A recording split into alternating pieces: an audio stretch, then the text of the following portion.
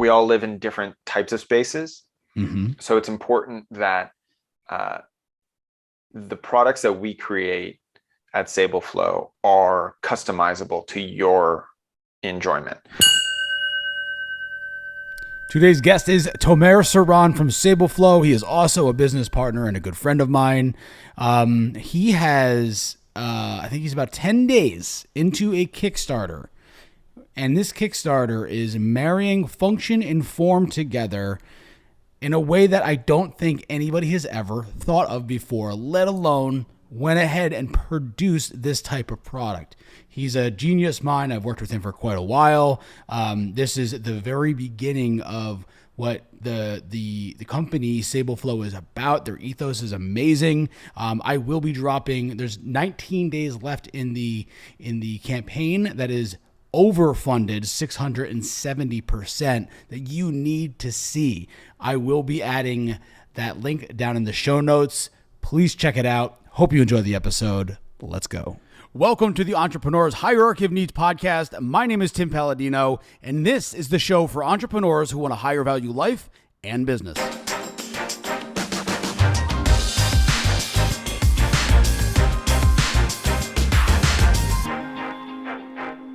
Welcome, everybody. I am Tim Palladino, your host. This is Soran, the genius behind the Secret Whiteboard. We're going to be talking about that. He's also a friend and a business partner with me in Side Hustle, the party game for entrepreneurs. And we are going to talk about some real exciting stuff. And we're basically going to be talking about marrying function and form. Like that is what today's show is all about. And Tomer, thanks so much for being here. Well, thanks for having me, Tim. It's a pleasure to see you. As always, to hang out. It's been a little time. Get to know each other on this side. We've been spending a lot of time on Side Hustle, and this last month has been pretty crazy for me with launching Sable Flow, a personal brand that is hopefully going to be much bigger than myself. That's the goal, to have a larger mindset on it, and I'm excited. Yeah. That's absolutely good. So to let everyone know, we've the kind of context is about 2 years ago, I created this concept of a product of the Secret Whiteboard, which is just, let's get that out of the way. It's a big poster frame that you can change the poster to whatever you want. And there's a hinge on the side. And when you open it up, inside is a magnetic recessed whiteboard. So you can store things, write, etc. And when you're done for the day, close it like a book and it disappears. If you're watching this, then you'll see me opening the whiteboard right behind me. You can write whatever you want. You can store magnets, etc., because it's recessed. And when you're done, put it away. Yeah. The main reason I did that was because I was living in a small apartment, and basically I like hosting. I like having, a companion, and I didn't need them to see all my dumb ideas. All the things that were in progress, because I personally am the type of person, this is definitely the most public project that I've ever done, for sure.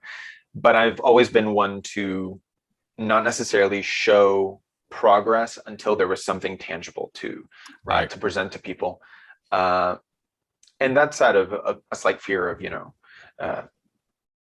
having people ask questions or etc. when they're not seeing the full picture of something, usually, because there are other elements in play that you don't see until you actually reveal all the pieces. So we launched our Kickstarter on October 11th, and it's been going well. Depending on when you're listening to this, we're either all set and done with it or it's still ongoing. And please go check it out. If you go to sableflow.com, it'll take you to wherever you need to go to see us. Yeah, we'll make sure that is in the show notes, both the Sable Flow and the Sable Flow automatically forward to. Right now, that's how we're doing it. Because the entire story and everything is on the Kickstarter, so everything is being funneled directly there, because that is essentially the website that we need people to be on, and where we're providing the clearest message. So great, why not? So I'll just, in the details, I'll have Sable Flow, the website, down there, and it'll either be forwarded to the Kickstarter if it's still live and kicking, and or it'll just go to sableflow.com. Exactly. Perfect. So what was What is the idea or the passion behind Sable Flow? I mentioned earlier about marrying function and form, and I know we've talked about some other projects in that. What can you speak to that a little bit? Absolutely. So I've always been acutely sort of obsessed with curating my environment and making sure that I always get my favorite thing of something. And I tend to have fewer items than more whenever possible. And I'm one of those people who annoyingly researches something way too much and then before I buy something. And I always lean towards multifunctional, multi-purpose items. So Sable Flow brings that together because it is a marrying of product and productivity with aesthetics and being able to have both form and function, as you mentioned. So to me, for example, being able to have an aesthetic appearance that I want when I want it, but also the functionality of a whiteboard mattered so much. And this is essentially just the flagship product for this brand, but eventually it will be, you will be able to essentially furnish your entire home or office with products from it, because it is meant to be a long-term group of products that help make your space more enjoyable to be around. Sable Flow is about like bringing some natural elements in. So we're going to focus on wood elements, on colors, on plants and things that bring everybody in. But then flow in the title there of Sable Flow is about finding your flow state and being able to jump into both work and home flow states, the ones that make us enjoyable. When you are in a works flow state and you really feel like you're getting things done and things are flowing easily, it is a delightful place to be.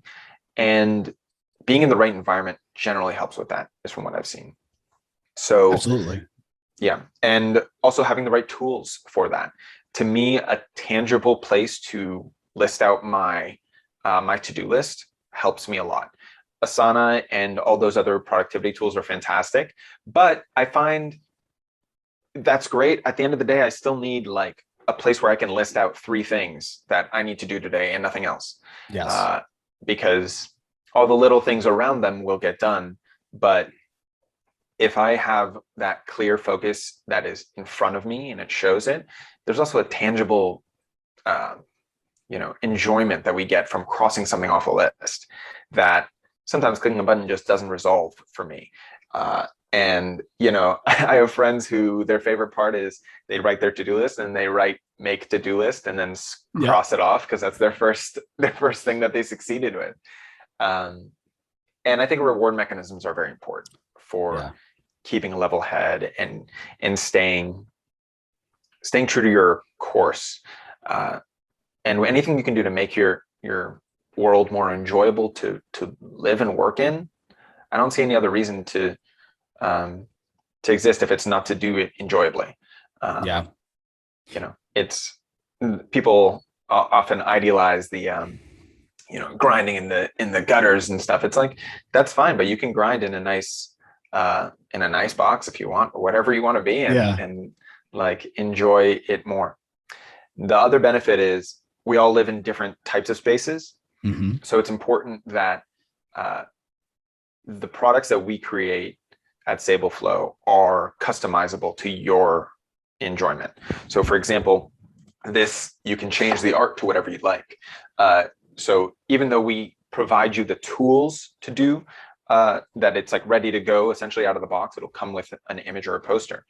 You can change it and customize it to whatever you want. Maybe you just love a hang in there, kitty, motivational poster, or you're just into like, things that do say, ain't nothing like the grind, or maybe you just like a Monet. That's fine too. All of those things are yours to do with what you like. So it's about providing the tools. Go ahead. A couple of points with the writing down. I think there's definitely been studies, but I think there's a forgotten art to actually writing things down as far as how it affects us in our mind, as far as dopamine releases and the kinetic response that we have, where it actually it creates a memory. A lot of times when we're actually typing things out on our phone, there's no large enough physical aspect to trigger your mind to say, hey, remember this. So it's really difficult for, I try and use all the apps in the world, but I forget everything, unless it's in my notebook. If it's not in my notebook, it doesn't exist. So it's really good that we're noticing that. And the second point that I want to make, and what I really, really dig about what you're doing with Sable Flow, is there's no, of all places, there's no science behind what the office should look and feel and be like. You know, you go to any kindergarten place, it's like daycare, you know, it's stimulating. It has a science behind it. There's a reason for everything. When you go into an office, it's either a cubicle or like a little cubby hole, or, you know, or a kitchen table. You know, it doesn't, when you walk in, it kind of reminds me of the study of enclosed cognition. Like if you wear, there was two groups and they both wore lab coats, but one was told they were artists and one they were told they were scientists or lab techs. And they actually gave them experiments and they performed as you think they would, you know, in the vein of whether they were technicians or artists, and they excelled in that space. So I think there is a enclosed cognition to our office and our space. And what you were saying about curating your space is so psych Like right now I'm in between spaces. I moved out of my apartment, moving into an office, and I have to psych myself up more to work versus like when I walk in the door, I'm on. When I have an office or a second bedroom or whatever, I'm on. I'm there to do that job. And it's thrilling. And this really can add, because you don't just, when you buy one of these, you're not just owning it. I mean, you're not just buying it and making it yours. You're owning it. It's now yours with the being able to change the art. The customizability is just, it's fantastic. And in my opinion, it checks all boxes. And that's what I really dig about it. That's high praise, Tim, and I appreciate that. Regarding those studies, so I did spend a good amount of time doing the research about spaces and figuring out what is important there, and color theory and things of that nature. Mm-hmm. And there's two elements here. One, color theory does affect your workspace. So some offices will have bright, aggressive colors because they want to be stimulating. Some are meant to be more calming and soothing. Blues and greens tend to be more on the calming and soothing side. And as it's also a color scheme that I personally enjoy. So that's where we kind of focused our brand identity colors there. But regarding being able to transition into work and out of work, that's exactly why I also made this, because as an entrepreneur, it's very, and actually for most people now who have been forced to adjust to a work from home or either fully or partially, it's very difficult to turn off work at the end of the day, to say I'm done, or I'm focused on my family and the people I care about, or whatever. Maybe you just want to chill out, watch Netflix. Great. But to do so, a physical reminder by physically closing your laptop, for example, or closing a whiteboard, click, will improve that ability to mentally switch between the places, especially when you are multifunctioning a location, right? Because I was working at a kitchen table in my apartment when I first came up with this, and I was like, great. Well, I need to be able to turn on and off work, and having a big whiteboard up in like your living room or kitchen is like, for work, is very aggressive when you're trying to cook or whatever, and you want to like not think about the calls you have tomorrow or whatever that is. Your mind will, it also helps with the I'm maybe butchering the word, but the shower effect of ideas, where you have some of your best ideas when your mind is not actively thinking about a problem. And we say shower effect because it's like when you're in the shower, you get that eureka moment. Yeah, it's the ultradian rhythms. Sure. It's a stress. Oh, focusing on something else that releases the ability to for your mind to process bigger concepts. And I think being able to step away from something and not having it staring you at the face is helpful, and makes you just calm down a little bit, because that gear shift is a big problem that a lot of people have. And we actually cite a few studies on our Kickstarter about the difficulties that people have been having about transitioning from work to a home mindset. So that was actually going to be one of the things I wanted to talk about. Was we are in such an interesting flux right now. Like going to a big office was such a win for us, and like it felt like the right thing to do. It felt like progress, and then we started going away from that and working from home, but then also trying to figure out, do we go to a co-working space? Like, how does this all work? And it's seeming like there's an increased what's the word I'm looking for, an increased drive for people to want to work from home, and it's been detrimental to a degree because they don't have the ability to turn off. And I think this is going to, there's actually a podcast I just listened to called Science Versus. It was about burnout.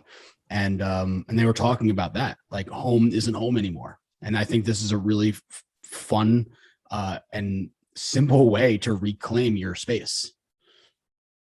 That's fantastic. I'm definitely going to check that out. I will poke you for that link later. Yeah. It's a big shift that everything is going through at the moment. And, you see it in the economy as well. Jobs, a lot of people are leaving, service industry jobs, et cetera, for things that are more convenient for them. Mm-hmm. Whether that is best for the economy overall, I don't know the answer to that, but I know that it is a trend. And so at the very least, I think it's important for us to give people the tools that make those lives better for them. So, I think you're spot on that kind of the genie's out of the bottle. People for a long time were not allowed to work from home. And then every workplace was like, okay, we'll figure it out. Okay, good. There you go. Hey, you guys want to come back? And everyone's like, I'm in my pajamas currently. So maybe. I mean, I also do attribute that, what was the study you said about like kind of the look good, feel good, or the way you dress affects the way you. Oh, the enclosed cognition. Yeah. So I often will, depending on the day, dress a little bit more according to whatever it is, just to kind of mentally put myself in a place of more business, if you will, or focus. A button-down shirt sometimes changes your mindset. Mm-hmm. It truly does. It truly does. I haven't put a tie back on in a while, but that's okay. I don't think I've worn a tie in 5 years. I like a good tie look, it's funny because I almost created a tie company at one point when I was working in an office. So I started my journey as a structural engineer in New York City, and I was designing buildings there. And every day we had to wear a shirt and tie, slacks, whatever it was, and the only time I wasn't allowed to was if I was going to be wearing jeans and a hard hat and going to a construction site and directing people there. So I was like, well, I know ties. I like the aesthetic of it. I like it. So I was like, I knew I needed to do something entrepreneurial. So I was like, oh, I know this and I like aesthetics. So maybe I'll go into this. It shifted from there, but I think elements of that never went away. You know what I mean? Affecting how you look or how the world looks around you to improve it. Yeah, there's we're processing machines. I think our brain does 2 exaflops a second. I think that's what is it, 1 or 2, and that's a lot of processing.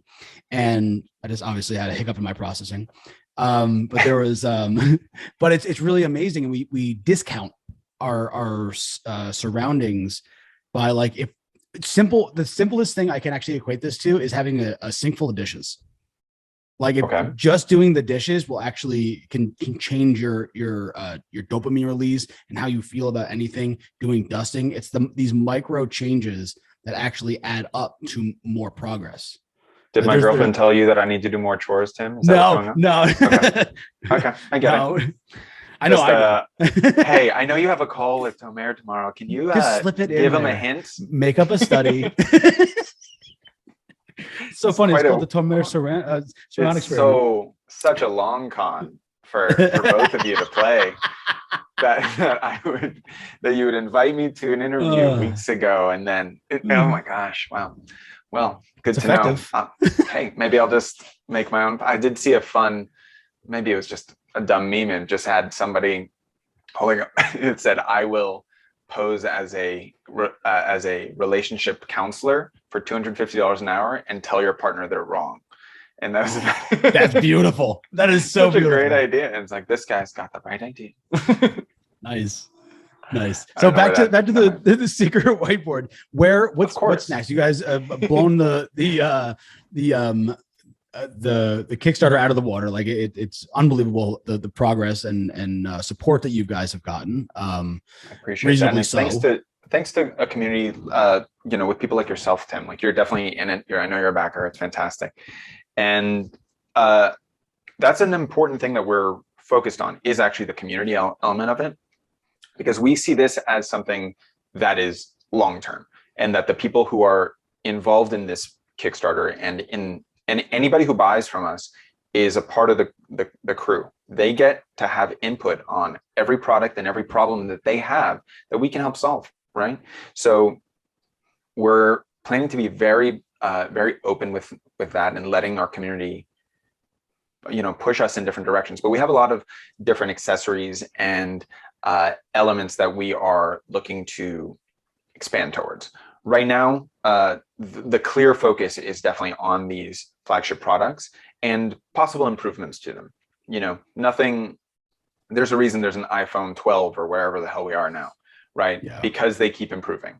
And so that's our plan. But there's also a diehard base that every time a new one comes out, everyone's waiting in line, because they know it's there, it speaks to them, it's fun to play with.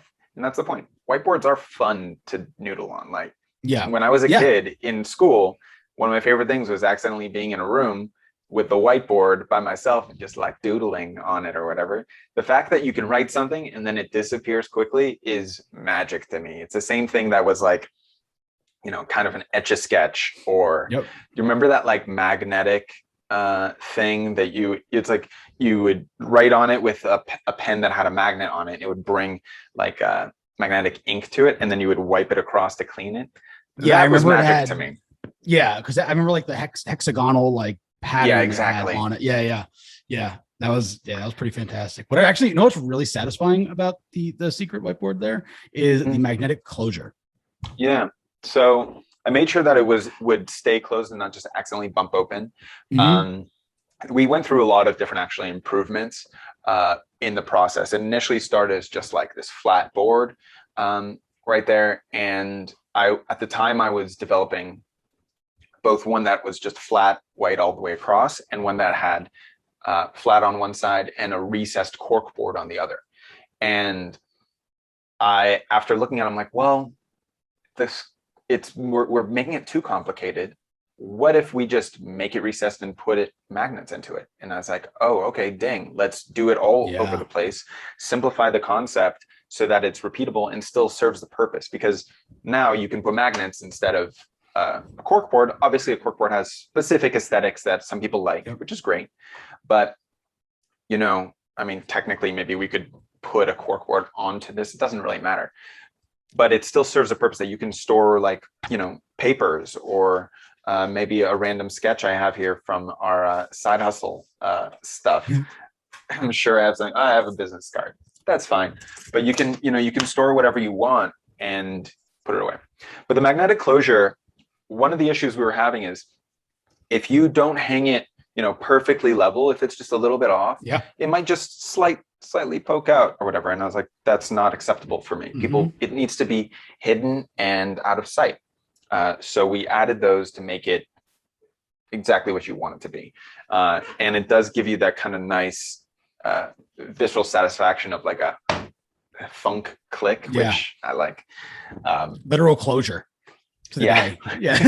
Fair enough. It's true. And so now we're focused on a lot of it is obviously spreading the message and spreading the word and being out on things like that. And that's been a very interesting learning process on how to be public, because that's something that is newer to me.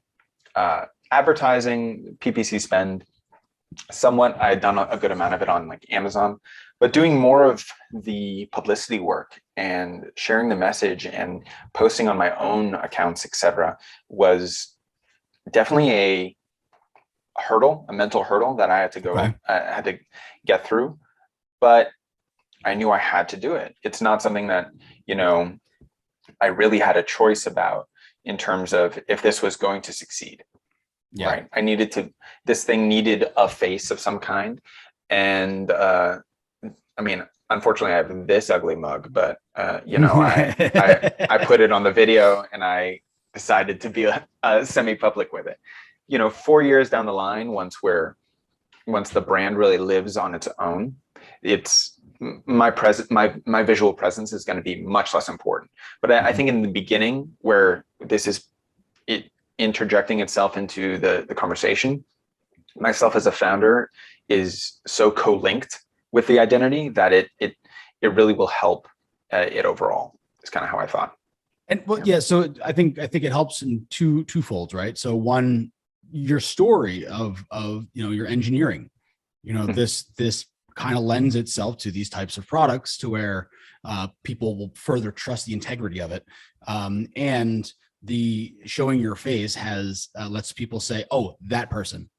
You know what I'm saying? Like, actually, there's a deeper connection and an easier path from A to trust.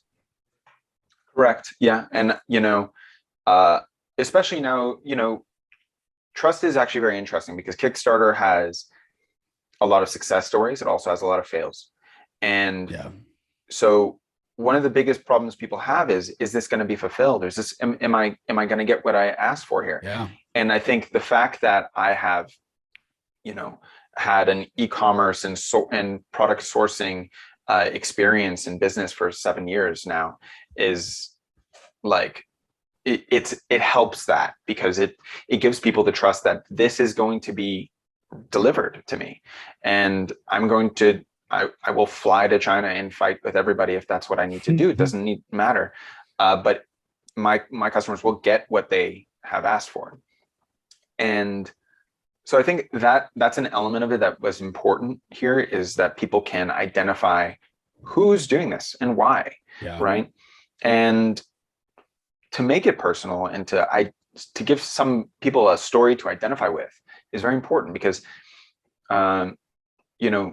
that truth of why I created it, that I had too much on my mind. I couldn't focus. I needed somewhere to put my ideas, but I had a small space. I lived in an apartment. So many people do, and they withhold from themselves getting these tools because they know that it will dominate their space.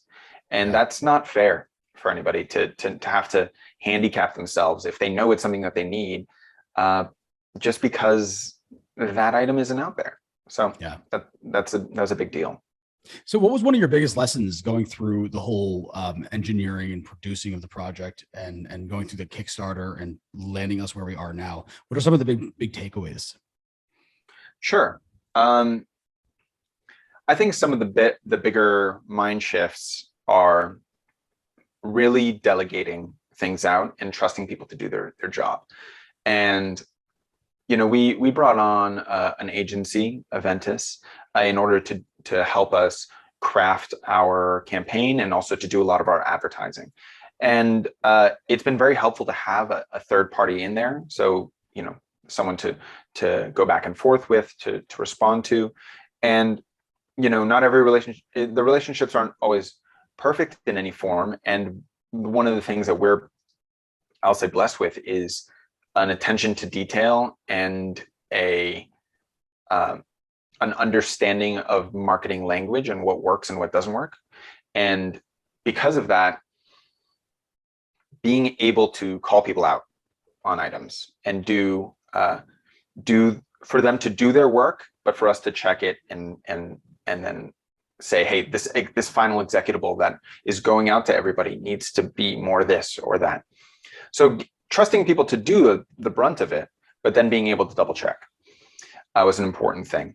Along with that was trusting, my creative director, Blake Cochran, who did an amazing job with the branding, the colors, most of the paintings in all the boards, and my social media team as well. But additionally, I would say one of the bigger lessons was outsourcing the communication with the manufacturers, right? And that's thanks to you, Tim.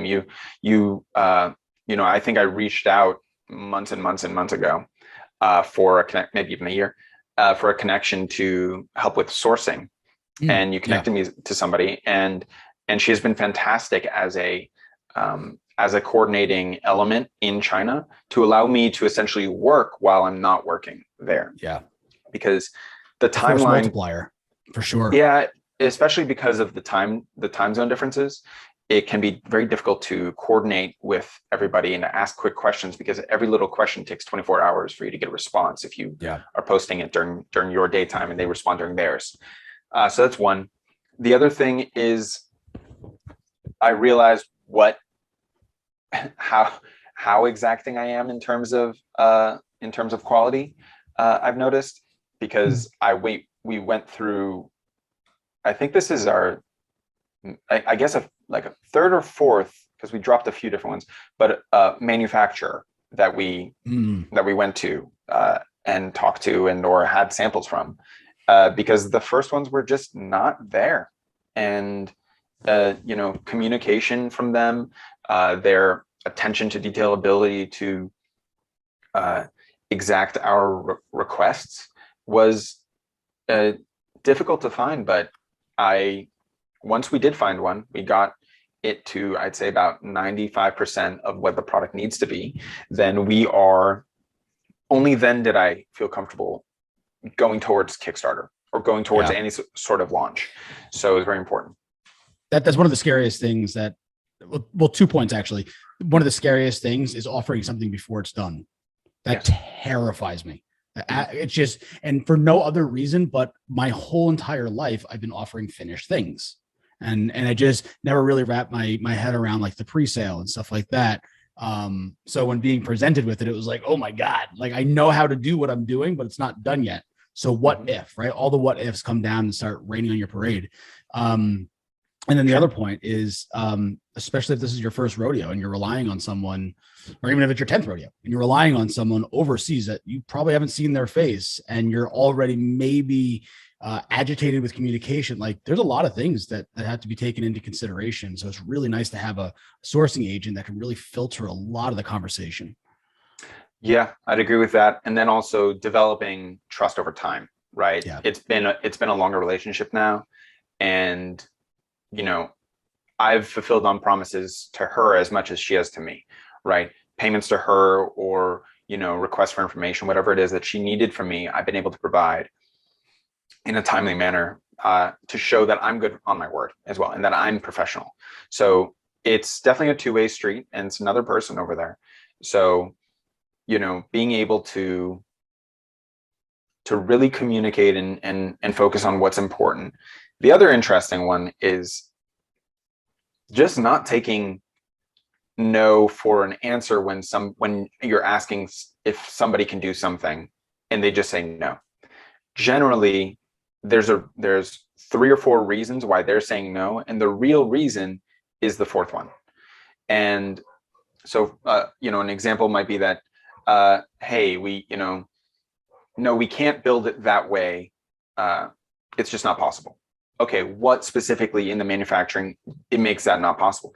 Well, this is how it comes from. It's like, okay, so this element you're doing there, but these other guys could do it better. Okay, so let's have them do it and then bring it to you assembled in a portion to then include, or whatever it is. There's always, and I think that goes back to my engineering mindset, where it's really isolating what is the limiting and key variable for something that is the crux of the biscuit, right?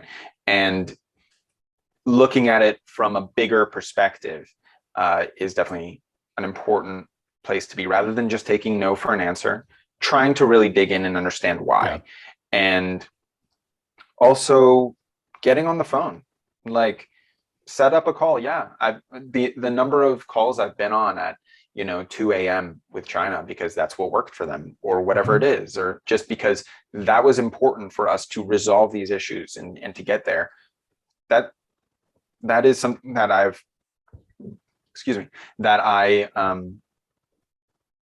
pride myself on being able to come up with solutions, or to ask the right questions, I think is generally the place to be if you're in any sort of business or entrepreneurship. Like you need to get in the practice of asking why. Yeah. Yeah, not in like a defiant way, but just out of curiosity, because every time you ask why, you get a better insight on iterations later. It's untold fortunes that you get with a why. Yeah, learning. I mean, as soon as I can, I intend to go and visit the factories and look at the process, et cetera, as much as possible. Because, you know, an example. I mean, you read the Everything Store, Jeff Bezos's biography, and one of the elements in it is when he's first starting out and he goes to a fulfillment center and he's like looking at it and he's climbing up onto these conveyor belts and stuff, and the guy who's running the factory is like, this is the CEO just like climbing up on all these things. It's like, yeah, because he has an analytical mindset and wants to look at it and understand the core components that can then build that could then be adjusted with a big wrench to mix the entire thing up entirely. And there's a few times that we've done that in our production so far. Excellent. Yeah, that's important. That's important. And one of the things that I've learned, I would love to go to Canton Fair with you. It's just an experience. Like I would love to. It's like Mardi Gras for manufacturing. It's really, really fun.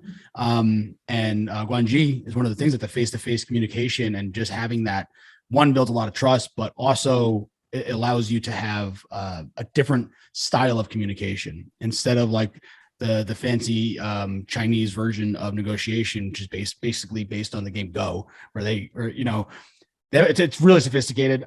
If you're listening to this or watching it, I definitely would look into it because it's an awesome social experiment to understand how they think when it comes to negotiations. But anyway, do you have a resource that you would direct people to? No, I don't, because I just Googled it. Because when I found out about it, someone was trying to explain it to me, so I just had to. Well, I didn't even know how to spell Go. I think it's like Gouh or something like that. The game Go is I believe it's just Go. It's fascinating. Is it? Yeah, I believe so.